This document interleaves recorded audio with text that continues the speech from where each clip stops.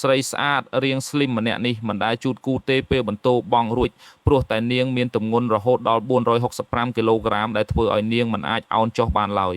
រាល់ដងនាងប្រើតែច្រាសដុសបង្គន់ដើម្បីដុសសម្អាតរួចលាងទឹកចេញគ្រាន់តែអាហារមួយពេលនាងញ៉ាំអស់អាហារជិត8គីឡូក្រាមបាត់ទៅហើយក្រោយញ៉ាំបាយរួចនាងថែមាន់បំពងនិងដំឡូងបំពង2គីឡូទៀតទុកជាបង្អែមឲ្យតែអាហារសម្បូរខ្លាញ់និងកាឡូរីខ្ពស់នាងកាន់តែចូលចិត្តក្នុងមួយថ្ងៃបើមិនបានញ៉ាំ8ទៅ10ពេលទេគឺនាងមិនឆ្អែតឡើយនាងញ៉ាំតាំងពីព្រឹកទល់យប់នេះហើយជាមូលហេតុដែលធ្វើឲ្យនាងធាត់ដល់ថ្នាក់ជើងម្ខាងមានទម្ងន់60គីឡូក្រាមចំណែកពោះវិញអាចធ្វើជាតុបាយបានទៀតផងជើងទាំងពីរមិនអាចទ្រទម្ងន់ខ្លួនឯងបានឡើយបើនាងចង់ក្រោកឈរគឺត្រូវប្រើកម្លាំងរុញច្រានខ្លួនឯងយ៉ាងខ្លាំងដូច្នេះហើយរាល់ថ្ងៃក្រៅពីញ៉ាំគឺនាងដេកនាងមិនអាចទៅណាបានទាំងអស់សូម្បីតែញ៉ាំច្រើនបន្តិចក៏ធ្វើឲ្យនាងហត់ដង្ហក់ដែរប៉ុន្តែសម្រាប់នាងគិតថានាងមិនទាន់ធាត់នៅឡើយទេគោលដៅរបស់នាងគឺចង់ក្លាយជាអ្នកនាងម្ចាស់ដែលមានសាច់សខ្ចីនិងធាត់ត្រលុកត្រលន់ព្រោះនាងជឿថាគ្មានបរិះណាអាចបដិសេធស្រីដែលធាត់គួរឲ្យស្រឡាញ់បានឡើយមានតែស្រីបែបនេះទេទើបហៅថាស្រីស្អាតប៉ុន្តែកាលពី4ឆ្នាំមុនពេលរៀនមហាវិទ្យាល័យនាងមានទម្ងន់ត្រឹមតែ48គីឡូក្រាមប៉ុណ្ណោះទាំងរូបរាងនិងសម្រស់នាងជាប់ចំណាត់ថ្នាក់កំពូលទាំង3ក្នុងសាលាអ្នកតាមញ៉ែមានជួរវែងអាឡាយមិនថានាងទៅដល់ទីណាក៏មានគេចោមរោមដែរប៉ុន្តែនាងបែរជាទៅស្រឡាញ់សង្សារដែលមានចិត្តមិនប្រក្រតីម្នាក់ដំបូងឡើយសង្សារនាងមិនត្រឹមតែស្ដាប់បង្គាប់និងនៅក្បែរនាងរហូតទេថែមទាំងមានសមត្ថភាពច្រើនទៀតគេធ្វើឲ្យនាងសប្បាយចិត្តរាល់ថ្ងៃប៉ុន្តែយូរទៅគេចាប់ផ្ដើមអស់ចិត្តពីនាងគេនិយាយថាមានតែស្រីដែលធាត់មានសាច់មានឈាមទេទើបស្អាតបំផុតបន្ទាប់មកសង្សារនាងក៏បញ្ចុកអាហារប្លែកៗដល់នាងរាល់ថ្ងៃដើម្បីតម្រូវចិត្តសង្សារនាងក៏សុខចិត្តតាមគេ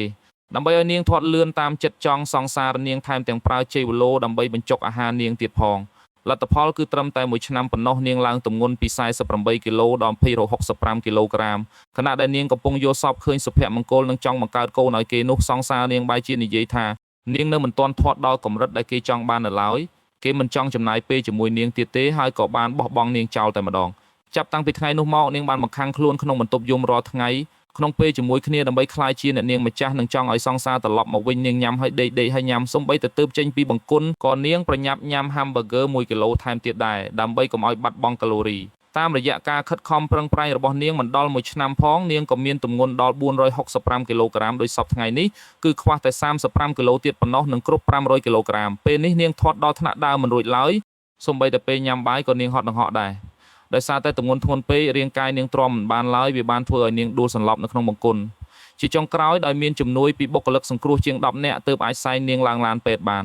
ក្រោយពិនិត្យសុខភាពរួចគ្រូពេទ្យបានប្រាប់ដំណឹងដ៏អាក្រក់បំផុតដល់នាងបើនាងមិនព្រមដមអាហារនិងហាត់ប្រាណដើម្បីសម្រកទម្ងន់ទេនាងនឹងត្រូវស្លាប់ដោយសារខ្សោយសរីរាង្គក្នុងមិនខានប៉ុន្តែរហូតមកដល់ពេលនេះនាងនៅតែនឹកនាដល់សង្សារនាងជានិច្ចនាងសង្ឃឹមថាគេនឹងត្រឡប់មករកនាងវិញប៉ុន្តែនៅថ្ងៃបន្ទាប់នាងក៏បានសន្លប់ម្ដងទៀតនៅក្នុងមន្ទីរពេទ្យដោយសារពិបាកដកដង្ហើមជាចុងក្រោយ